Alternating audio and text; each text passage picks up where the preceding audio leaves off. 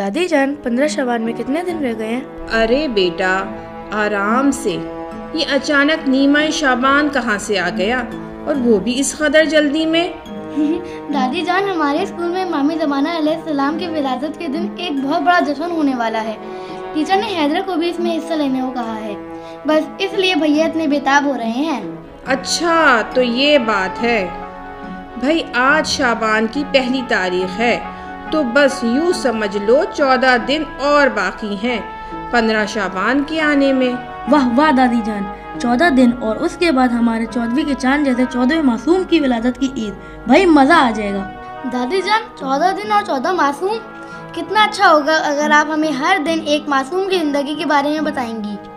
इस तरह हम 15 शबान को हजरत इमाम ज़माना अजलल्लाहु ताला फरजहु शरीफ की जिंदगी के बारे में आपसे सुनेंगे। क्यों भैया, आपका क्या ख्याल है? हाँ दादी जान, सुनाए ना। प्यारे बच्चों, ऐसा करते हैं कि रात को नमाज और खाने वगैरह से फारिग होने के बाद पहले मासूम की जिंदगी के बारे में जानेंगे।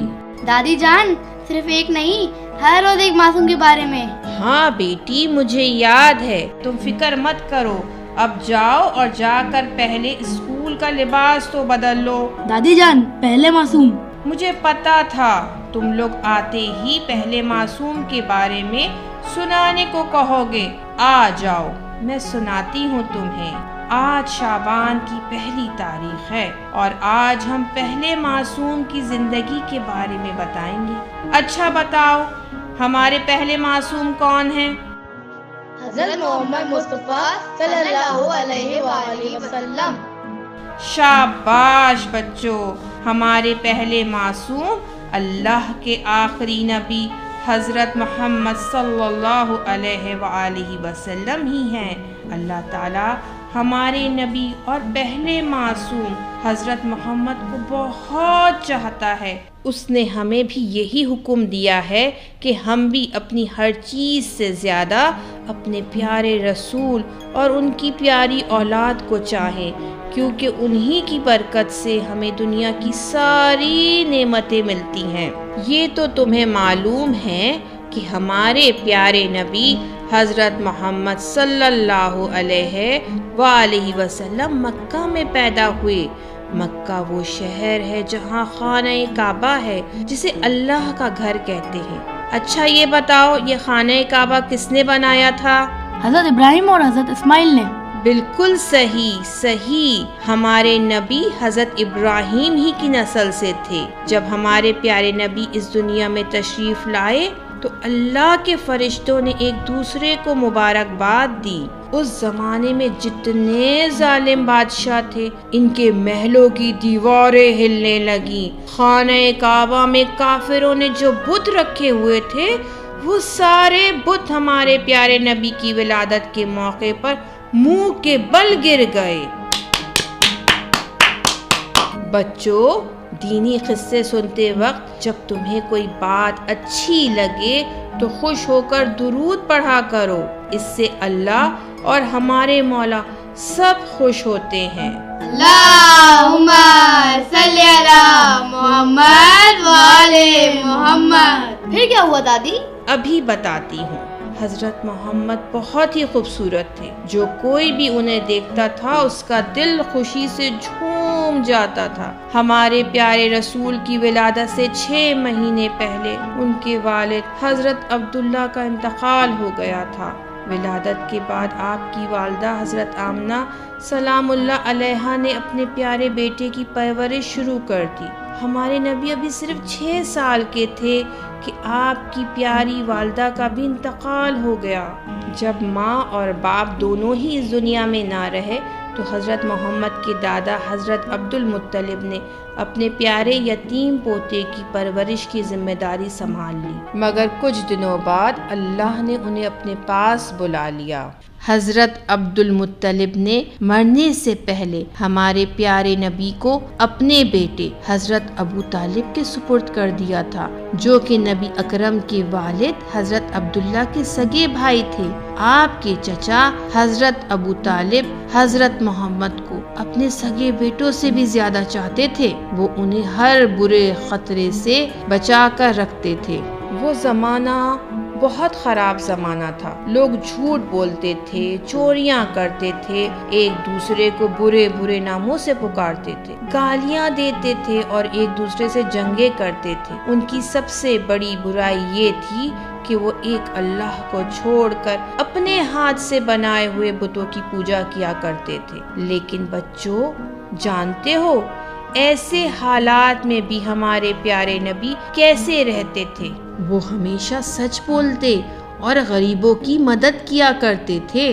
لوگ ان کے پاس اپنا سامان رکھواتے تھے کیونکہ وہ ہمیشہ دوسروں کے سامان کی حفاظت کرتے تھے اور کبھی کسی کے سامان کو نقصان نہیں پہنچنے دیتے تھے. اسی لیے سب لوگ آپ کو امین یعنی امانت دار، امانت سنبھالنے والا کہتے تھے. ہمارے پیارے رسول اس دور میں بھی ایک اللہ کی عبادت کرتے تھے. مکے سے تھوڑی ہی دور ایک اونچی پہاڑی پر ایک چھوٹا سا غار ہے جس کا نام غار حرا ہے. آپ وہاں جا کر اللہ کی عبادت کرتے تھے. اس غار میں آپ کی مہربان بیوی حضرت خدیجہ آپ کو کھانا پہنچاتی تھی.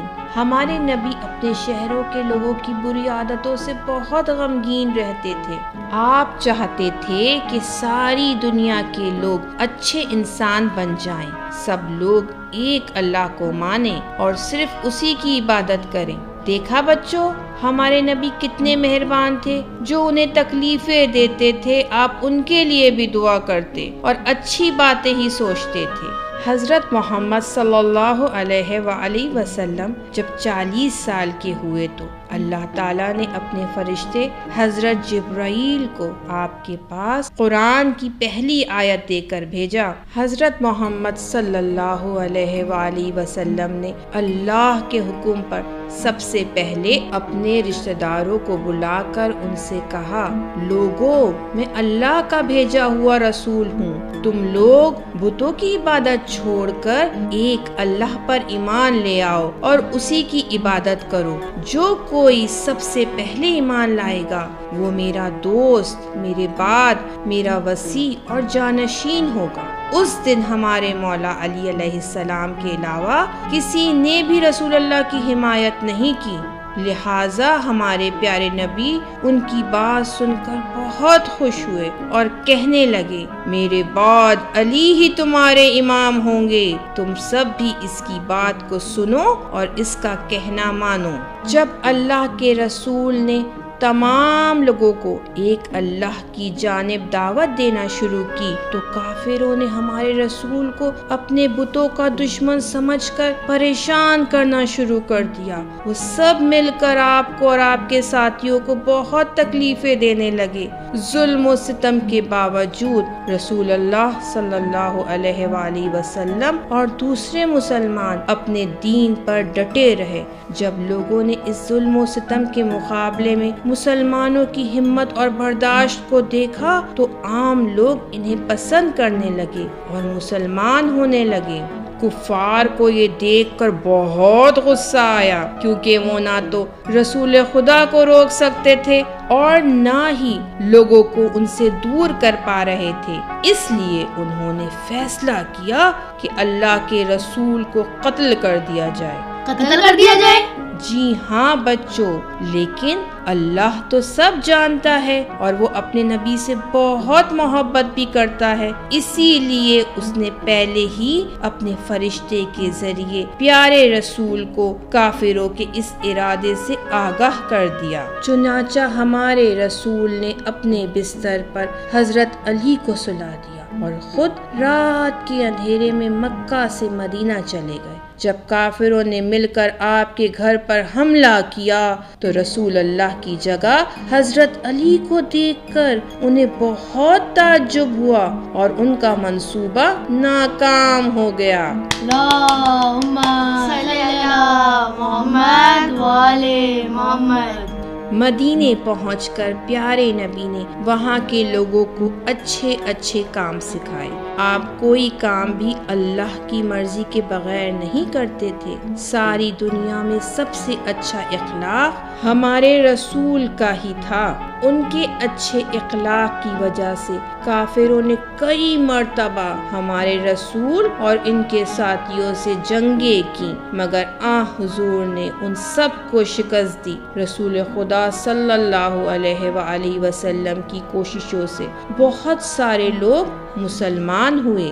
جب مسلمانوں کی تعداد کافی ہو گئی تو اللہ کے رسول نے دوبارہ اپنے پرانے شہر مکہ جانے کا فیصلہ کیا۔ مکہ کے مشرکین آپ سے جنگ کرنا چاہتے تھے، لیکن جب انہوں نے رسول اللہ صلی اللہ علیہ وآلہ وسلم کی طاقت کا مشاہدہ کیا تو گھبرا گئے اور انہوں نے جنگ کرنے سے گریز کیا۔ اسی طرح مکہ مکرمہ بغیر جنگ کیے فتح ہو گیا۔ اس موقع پر آپ نے اپنے دشمنوں سے انتقام لینے کے بجائے انہیں اللہ کی خوشی کی خاطر معاف کر دیا۔ پھر آپ واپس مدینہ تشریف لے آئے۔ جب حج کا مہینہ آیا تو آپ دوسرے مسلمانوں کے ساتھ حج کرنے کے لیے مکہ پہنچ گئے۔ حج سے واپسی پر ہمارے پیارے نبی نے تمام مسلمانوں کو غدیر کے مقام پر جمع کر کے فرمایا، میں تمہارے درمیان دو امانتیں چھوڑے جا رہا ہوں، ایک قرآن اور دوسرے میرے اہل بیت۔ یہ دونوں بہت قیمتی ہیں، انہیں اپنے آپ سے کبھی الگ نہ کرنا۔ آپ نے فرمایا، میرے اہل بیت اور بچوں سے ہمیشہ اچھا سلوک کرنا۔ پھر رسول خدا صلی اللہ علیہ وآلہ وسلم نے مولا علی کے ہاتھ کو پکڑ کر اونچا کیا اور کہا، میرے بعد یہ علی ہی میرے وصی اور جانشین ہوں گے۔ اس واقعے کے کچھ دنوں بعد ہمارے پیارے رسول کی وفات ہو گئی۔ آپ کا روضہ مبارک مدینہ منورہ میں ہے۔ اچھا بچوں، آج کی بات یہیں ختم۔ اب تم دونوں مل کر درود پڑھو اور جلدی سے جا کر سو جاؤ۔ اللہم صلی علی محمد و آل محمد۔ شکریہ دادی جان، خدا حافظ۔